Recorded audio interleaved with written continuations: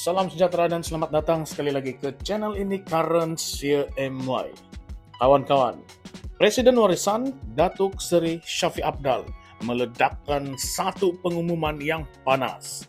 Sesiapa calon warisan yang menang atas tiket parti tetapi kemudian melompat ke parti lain selepas PRN bukan sahaja gugur kerusi tetapi juga bakal disaman sehingga 10 juta ringgit. Serius, ini bukanlah gurauan. Shafie Apdal sendiri menegaskan bahwa budaya lompat parti adalah pengkhianatan besar terhadap rakyat. Satu perbuatan yang telah berulang kali menggugat kestabilan politik di Sabah sejak dulu lagi. Beliau seolah-olah mahu menghantar mesej bahwa era melompat sesuka hati demi kepentingan peribadi sudah sampai ke noktahnya. Kalau kita imbas kembali sejarah, Sabah ini memang terkenal dengan parti politik yang lompat sana lompat sini.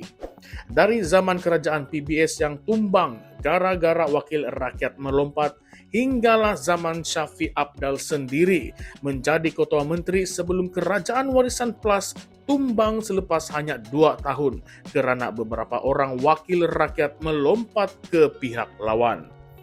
Malah episod paling panas tentulah pada tahun 2020 apabila gabungan rakyat Sabah mengambil alih kuasa selepas beberapa adun warisan dan sekutunya berpaling tada.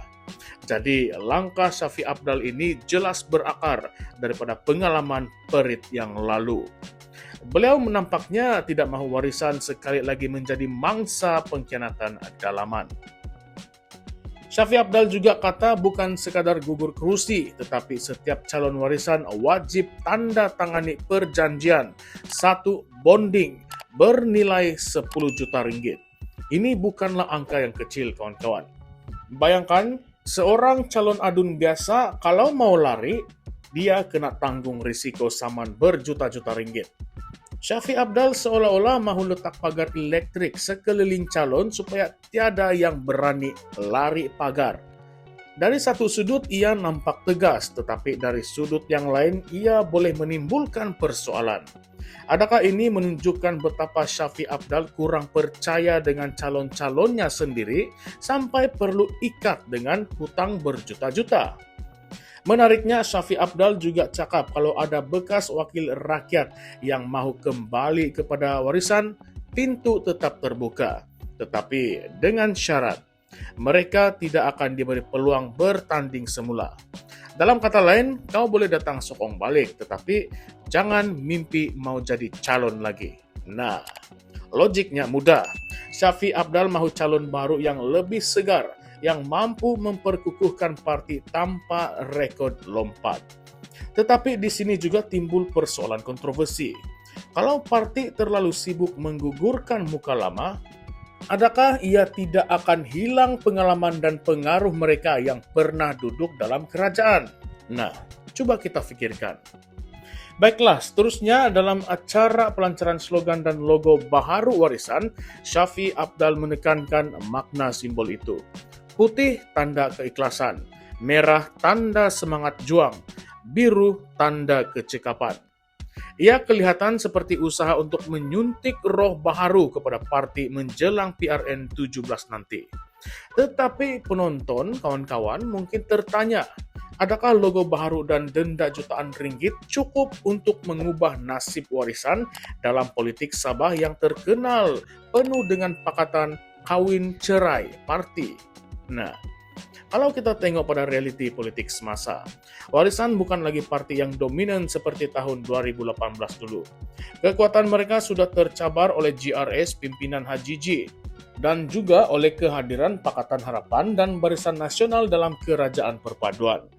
Warisan kini berada di persimpangan, sama ada menjadi pembangkang yang konsisten ataupun kembali mencari laluan masuk ke dalam kerajaan melalui pakatan politik baharu. Dan disinilah undang-undang dalaman warisan ini dilihat sebagai langkah survival. Tetapi mari kita lontarkan pula persoalan kontroversi yang mungkin ramai enggan menjawab secara terbuka. Kalau seorang wakil rakyat menang atas tiket warisan, kemudian keluar parti dan kerusinya otomatik gugur, Tidakkah itu bercanggah dengan kebebasan seorang wakil rakyat yang dilindungi oleh perlembagaan persekutuan?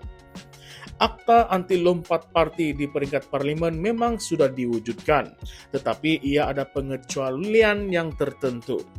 Misalnya, kalau parti dibubarkan oleh wakil rakyat dipecat, mereka tidak kehilangan kerusi.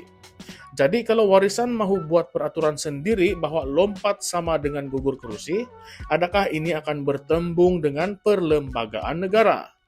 Adakah mahkamah akan mengiktiraf klausa itu ataupun ia hanya sekadar perjanjian dalaman yang akhirnya sukar dikuatkuasakan? Dan satu lagi yang lebih panas. Adakah langkah ini benar-benar untuk menjaga mandat rakyat atau sebenarnya satu strategi politik Syafiq Apdal untuk memastikan beliau terus mengawal parti dengan lebih ketat? Sebab kalau calon tahu mereka boleh rugi 10 juta ringgit, pasti mereka lebih takut kepada parti daripada berani membuat keputusan bebas. Ini boleh menjadi senjata ampuh bagi Syafiq Apdal untuk mengelak sekali lagi dikhianati. Tetapi di sisi lain, ia juga boleh dianggap sebagai mengikat kebebasan calon secara keterlaluan. Jadi sekarang kita masuk ke persoalan yang paling membara untuk kita bincangkan bersama.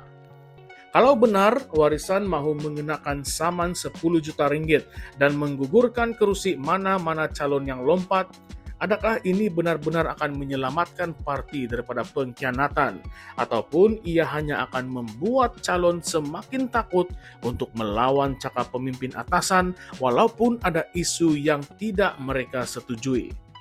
Lebih jauh lagi, adakah pengundi Sabah akan melihat warisan sebagai parti yang berprinsip kerana mahu hentikan budaya lompat, ataupun mereka akan nampak parti ini sebagai terlalu obses mengawal calon sampai kebebasan politik menjadi sempit?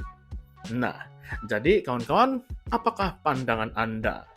Adakah langkah ini satu revolusi politik Sabah? Ataupun hanya taktik survival Syafiq Apdal yang sedang berjuang untuk relevan semula? Nah, jadi seperti biasa kita di channel ini Currents via MY akan terus mengupas isu-isu panas seperti ini. Oleh itu, jangan lupa komen pendapat Anda di ruangan komen di bawah. Adakah Anda setuju dengan denda 10 juta ringgit ini ataupun Anda rasa ia cumalah gimmick politik menjelang PRN Sabah? Baiklah kawan-kawan, jangan juga lupa untuk like, share, dan subscribe supaya Anda tidak ketinggalan setiap kali kita dedahkan lagi kontroversi politik tanah air. Sekarang saya ingin tanya Anda dan terus teranglah, kalau Anda jadi calon, sanggupkah Anda tanda tangani bond 10 juta ringgit hanya untuk bertanding atas tiket parti? Ataupun lebih baik main selamat, pilih parti lain yang tidak ikat dengan hutang sebesar itu? Coba kita fikir-fikirkan. Baiklah kawan-kawan, salam sejahtera semua, salam perjuangan dan salam reformasi. Kita jumpa lagi dalam konten yang seterusnya nanti. Sekian saja untuk video kali ini. Terima kasih semua.